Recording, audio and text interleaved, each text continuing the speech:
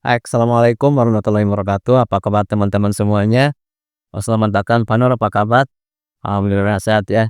Nah, kita sedikit diskusi aja Pak, ini, kita sama teman-teman di sini juga dan para pemirsa di channel YouTube BCR Mentor, selamat datang kembali. Pada kesempatan ini kita ingin sedikit berdiskusi terkait dengan hal yang memang sedang viral hari ini, terutama kegiatan kita, untuk menganalisis bagaimana, perubahan yang terjadi, what to change ya. Di sini, pertama, kita melihat salah satunya terjadinya perang dagang tarif impor ya, di mana Donald Trump mungkin pernah Anda tahu semuanya betapa tingginya ketika kita harus mengekspor dengan biaya pajak yang cukup luar biasa, tetapi Indonesia ya kemarin ada sedikit, apa namanya, revisi ya, pajak, impornya sedikit berkurang, tetapi dalam hal ini kita juga harus memikirkan dampak yang terjadi ketika, hal ini mungkin ada sedikit negosiasi di antaranya adalah terkait dengan viralnya mungkin data dari, bangsa kita yang bisa diobok-obok bangsa asing ya gitu ya. Ini juga merupakan suatu isu yang, mungkin, sempat menjadi perbincangan kita ya. Jadi, di sini, kita akan melihat bahwa hal ini tentunya menjadi suatu tantangan tersendiri bagi kita ketika tarif, impor, ketika kita ekspor itu besar, mungkin negara lain juga akan berpikir ya ketika kita ingin misalkan ekspor ke Amerika, berpikir ulang ya tentunya mereka akan mencari pasar baru ya, tentunya mungkin salah satunya akan melirik ke Indonesia ya teman-teman semuanya karena memang di Indonesia itu merupakan surganya, apa namanya, bagi pebisnis ya, terutama teman-teman semuanya pernah mendengar tentang berkaitan dengan pariwisata ya. Industri pariwisata ternyata, pemakainya atau, konsumennya eee, adalah orang-orang Indonesia yang mereka, pernah juga, membuka, topik, pariwisata syariah dan di dalamnya juga, ada, bangsa kita yang menikmati, terkait dengan program-program mereka. Terutama dalam hal ini, pasar syariah juga berkaitan dengan bagaimana, apa namanya, mereka menjadi suatu kesempatan untuk membuat suatu produk-produk yang di sana, bisa menarik pangsa pasar dari komunitas muslim misalnya seperti itu. Nah ini merupakan suatu hal tantangan bagi kita bagaimana, perusahaan kita di Indonesia dapat bertahan dan, dapat bersaing dengan, apa namanya, hal-hal yang mereka persiapkan itu ya. Karena mereka tentunya dalam hal berbisnis ini akan melihat pangsa pasar yang resikonya paling kecil dan juga akan menjadi bagaimana bisa menjadi magnet bagi kita sebagai, apa namanya, bangsa Indonesia yang, tentunya tantangan bagi kita adalah bangsa kita itu adalah sebagai bangsa yang konsumtif gitu ya. Jadi mereka senang belanja gitu kan, meskipun dalam keadaan ekonomi yang carut-marut. Tetapi dalam hal ini yang paling penting yang perlu kita garis bawahi adalah pertama adalah terkait dengan branding ya teman-teman semuanya. Branding adalah suatu hal yang sangat penting untuk bagaimana kita bisa, memasukkan ingatan kita kepada customer kita secara benar gitu ya. Di mana mungkin, dalam hal ini terkait dengan persaingan-persaingan yang tentunya semakin, apa namanya, ketat gitu, di situ pentingnya brand. Ketika brand, apa namanya, kita tidak kuat dan kita tidak berapiasi mungkin dengan brand yang lebih kuat, tentunya akan kita ditinggalkan oleh, pangsa pasar kita. Nah ini sangat penting sekali untuk bagaimana kita bisa memahami kekinian situasi yang ada ya, terutama mungkin kita juga bisa melihat terkait dengan, apa namanya, konsumen kita, di mana Gen Z ya misalkan ini, kita lihat bahwa mereka sudah mulai memasuki pasar sekitar setengahnya gitu menjadi pelaku gitu ya.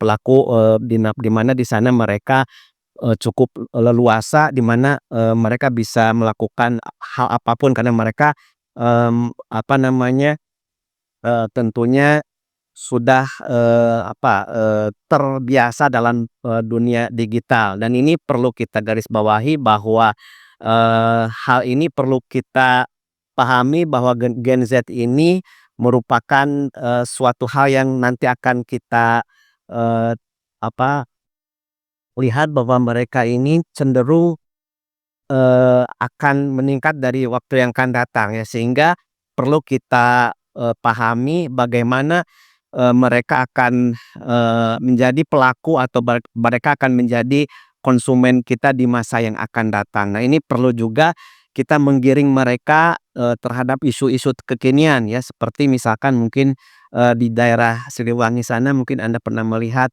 tentang penjualan, barang bekas gitu ya, baju-baju yang itu kalau saya ngelihat gitu ada sekitar, Rp20.000 gitu per piecesnya.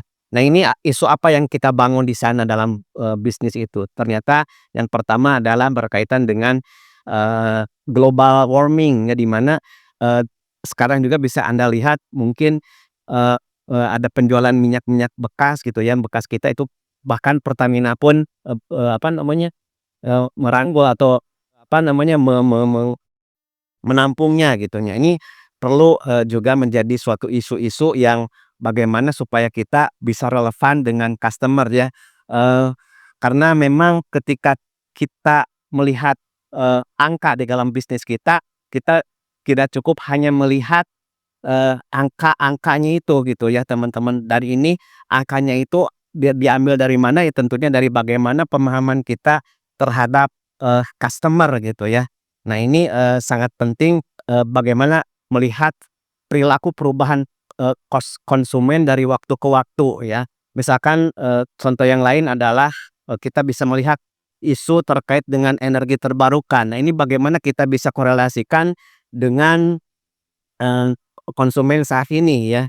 Jadi, Anda pasti bisa meramu sehingga, ini menjadi suatu hal yang memang diperlukan, oleh customer kita ya, seperti isu misalkan, energi terbarukan atau global warming ya. Jadi terkait dengan hal ini, kita bisa menerangkan kepada mereka terkait misalkan dengan energi terbarukan bahwa energi yang berasal dari sumber daya alam, ya bisa diperbaharui seperti matahari, misalkan angin, dan air semakin populer karena kita ingin mengurangi ketergantungan kita pada energi fosil yang semakin menipis ya, seperti bahan bakar gitu ya.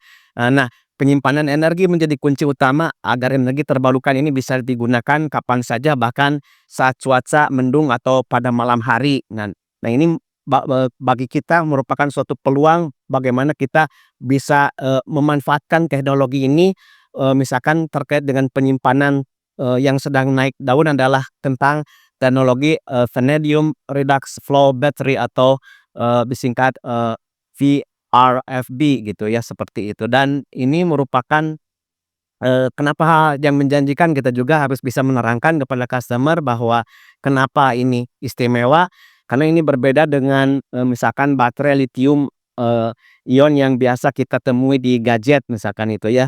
Ini, eee FRD ini, merupakan, 2 elektrolit cair yang mengandung ion vanadium untuk menyimpan energi. Nah, terus kita juga bisa, menerangkan kepada customer apa keunggulannya.